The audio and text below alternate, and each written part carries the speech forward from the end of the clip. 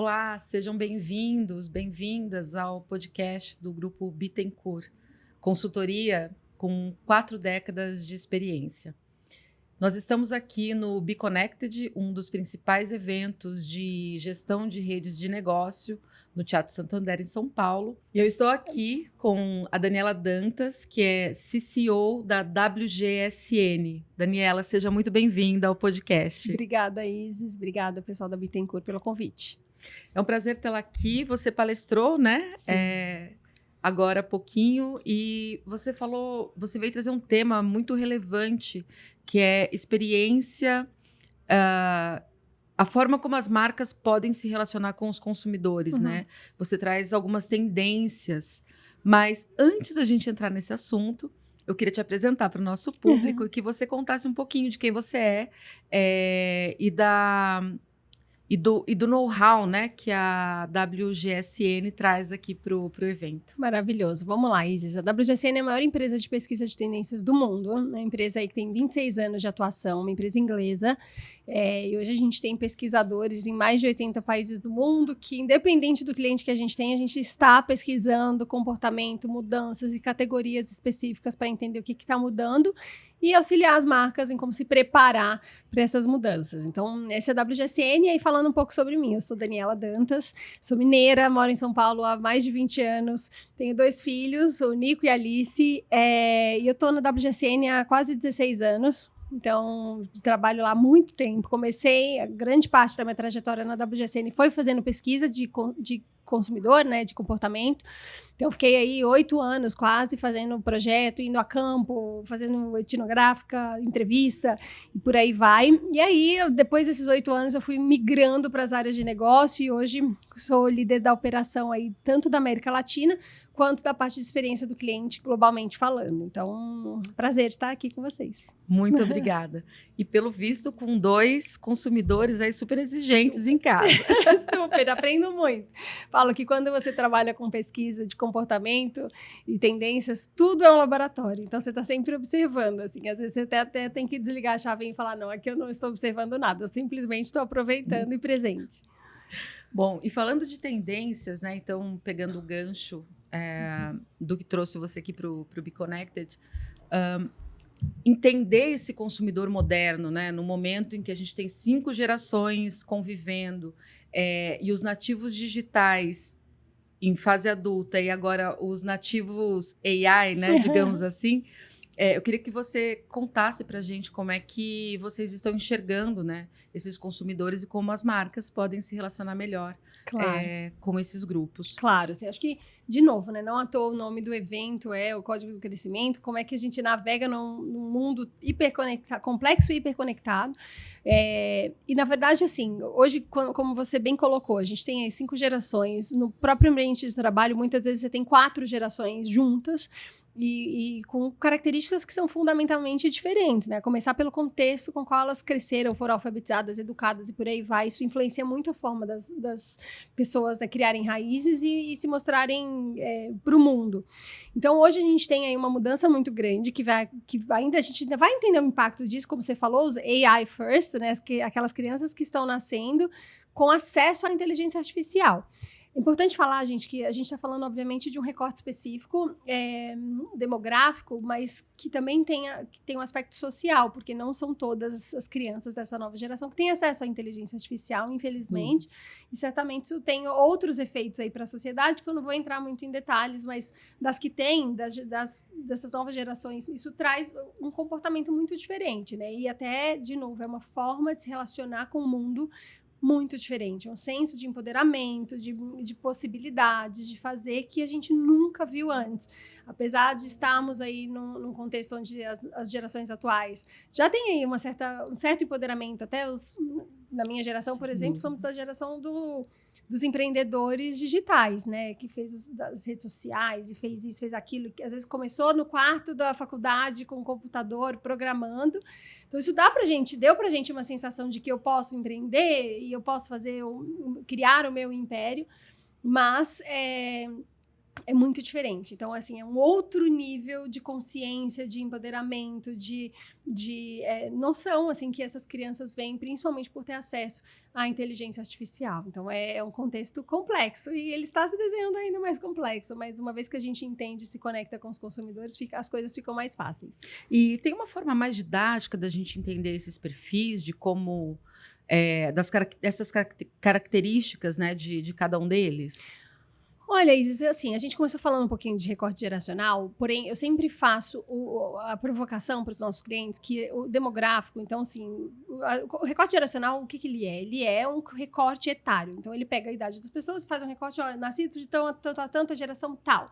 Isso ajuda, isso facilita, a gente sabe que o mercado, muitas vezes, ele funciona dentro desse recorte demográfico. Você vai comprar mídia, a segmentação, uma das principais não só ela, mas é o recorte etário. Então, isso ajuda você a se localizar. Porém, ele não é definitivo. Eu sempre falo, eu dou esse exemplo em palestras que eu dou, que é o exemplo do Ozzy Osbourne e do King Charles. Então, você tem lá duas pessoas que, no papel, elas são exatamente a mesma pessoa. Eles têm mais de 60 anos, eles foram casados 2 vezes, eles moram em castelo, são britânicos, classe A, gargalhada, mas certamente eles consomem produtos de forma muito diferente. E eu faço essa provocação porque não adianta você olhar só a idade, como eu falei, né? Se você olhar só a idade e classe social, só o demográfico, essas duas pessoas vão estar no mesmo pacotinho, certamente uma delas você não vai atingir dependendo da estratégia que você tem.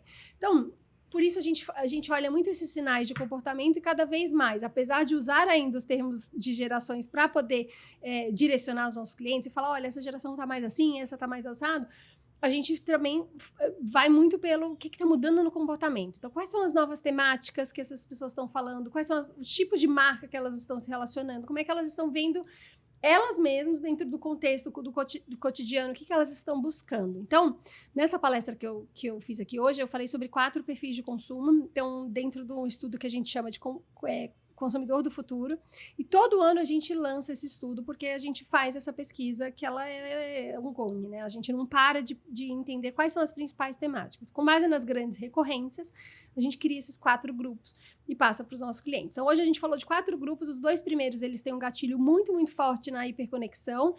E o que gera isso? O primeiro deles é um gatilho de eu tô dividindo muito as minhas coisas, né? Assim, quase que minha vida digital tá super desorganizada, eu preciso me reorganizar aqui. Então, você começa a querer ter aquela ansiedade de que mais uma coisa eu tenho que colocar meus dados, mais uma vez eu tenho que dividir, eu tenho que aceitar isso, e eu não sei aonde minha impressão digital está indo. Isso começa a gerar uma sensação de ansiedade, os consumidores começam o quê? Se fechar. Então, você vê um movimento aí desse grupo específico, a gente fala do oversharing ao gatekeeping, que significa isso, eu dividia tudo da minha vida, dividia todos os meus dados, tá tudo bem. Agora isso começa a me gerar um sentimento ruim, então eu começo a me fechar. Então eu falo, você vê as novas gerações com perfis de redes sociais totalmente em branco. Elas postam ali para pequenos grupos porque elas não querem super dividir a vida delas. E aí você tem inúmeras marcas que começam a entender como lidar com esse consumidor, que é o que eu falei, nossos programas de fidelidade. Às vezes você cria um novo aplicativo, você pede para que essa pessoa coloque os dados novamente, baixe o seu aplicativo. É mais um. Então, assim, para essa pessoa que está sentindo que a vida digital dela tá uma bagunça, tá muito, ela vai começar a querer menos. Então, vai entrar... o que está crescendo dentro desse grupo é um minimalismo digital, uma vontade de ficar mais offline, mas não só pela reconexão com o offline, com as pessoas, mas para poder minimizar ali o impacto que o digital tem nas vidas deles. Então, se proteger um pouco mais. Se proteger um pouco mais, exatamente isso. Tem essa preocupação com segurança e tudo mais. Então, esse é o primeiro grupo.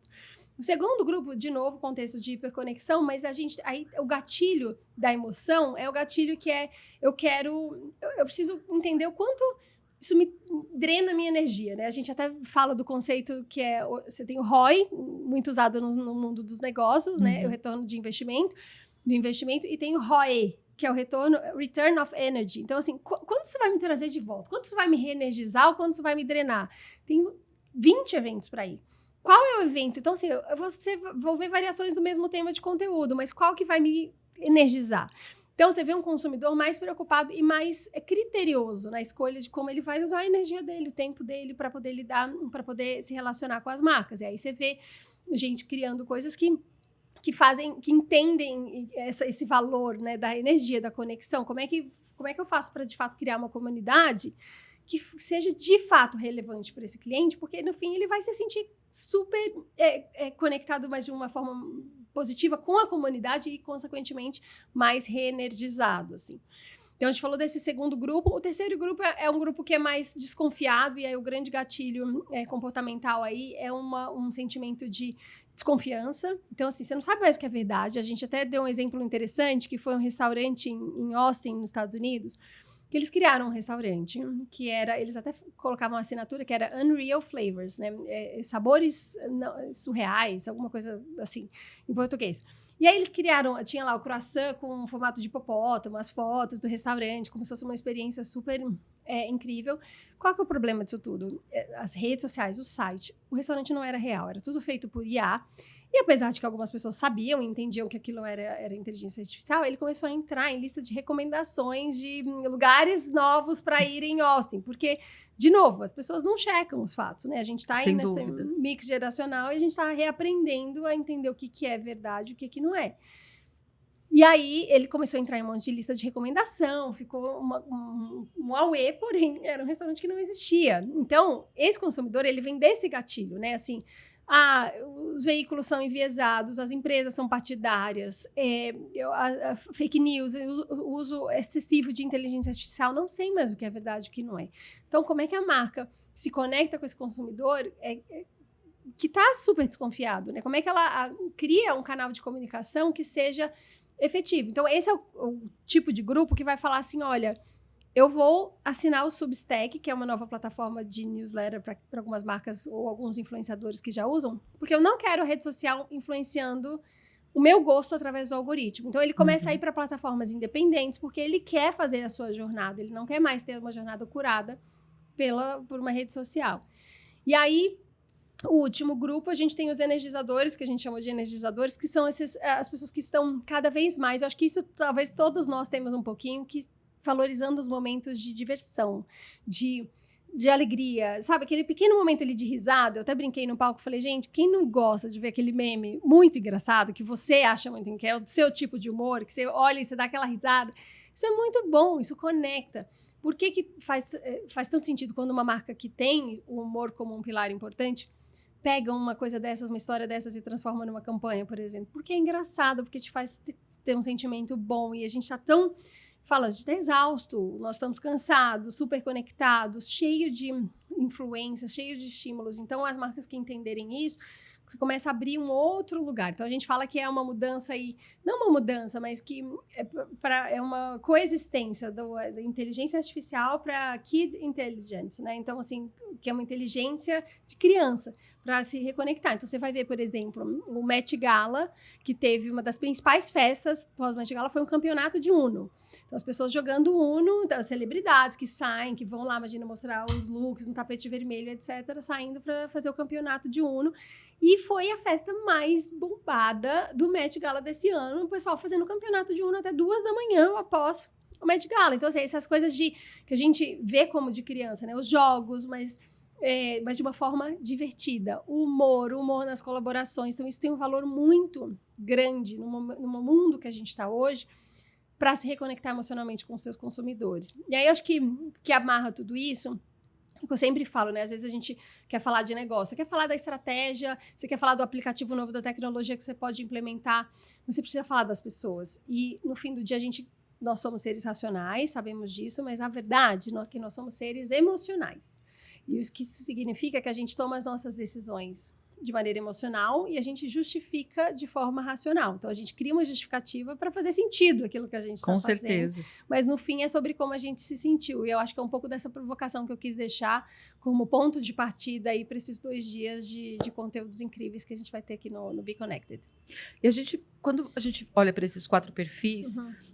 eles tendem a permanecer ou você acha que isso deve se transformar e, por exemplo, afunilar conforme essas gerações mais tecnológicas, né? Elas vêm crescendo e se aproximando? Não, eles evoluem. Então, assim, permanecer não. A gente está falando de seres humanos, né? Então, a gente evolui de acordo com o contexto. Nada é estático. Não fica. E por isso que o nosso trabalho ainda tem tanto valor, porque no fim do dia... a gente precisa mapear. A gente brinca que o nosso trabalho em inglês chama trend forecasting, né? Previsão de tendências. Só que a gente faz a brincadeira, que em inglês faz mais sentido, que é change forecasters. Então, o nosso papel é prever mudanças. Então, a gente fala, olha, aqui está mudando. Essa pessoa falava desse jeito, se relacionava com esse tipo de marca. E agora, ela está falando desse outro jeito, se relacionando com aquele outro tipo de marca. Então, assim, certamente eles vão evoluir, porque a gente está falando de comportamento e pessoas são assim, né? Assim, a gente evolui, o que é excelente. Bom, e você que compartilhou, né, todo esse conhecimento no palco, como é que foi a emoção de estar ali, de fazer essa apresentação aqui no Be Connected? Eu adoro, acho que é um público super qualificado, ver um monte de amigos, queridos, pessoas de mercado que admiro. Então, assim, um evento como o de vocês, promover isso, esse encontro, né, essa comunidade é muito especial, assim. Certamente foi uma daquelas que a gente guarda, porque foi muito legal. E o recado para os líderes, a empresa que deseja crescer, né, desvendar o código do crescimento, precisa entender de consumidor e principalmente de pessoas. Com certeza. Obrigada por se adiantar, porque é exatamente isso que eu ia falar. Então, no fim, é o que eu falei, né? O líder, o CEO que fala só de PNL, ele não consegue mais estar ou criar junto com o time estratégias que fazem sentido, né? Que vão permear aí outras gerações. Ele precisa entender de pessoas, mesmo que não seja um especialista, mas você precisa saber do que está acontecendo, porque senão, eventualmente, seu time vai te apresentar uma coisa e você vai estar ali e vai achar que aquilo não faz sentido, mas faz. Para onde está caminhando, faz. Então, são tempos de escolhas difíceis, porque tem muita coisa acontecendo ao mesmo tempo. A gente, muitas vezes, fica maluco quando você é um CEO, por exemplo, você acha que tem que fazer tudo, participar de toda a tendência. Não é assim. Então, você precisa fazer escolhas. E fazer mais do que fazer escolhas, fazer boas escolhas. E saber sobre pessoas, sobre o seu cliente é fundamental para entender qual que é o botãozinho que eu aperto, como é que ele está se sentindo, como é que eu sigo essa conexão com ele. Tá joia.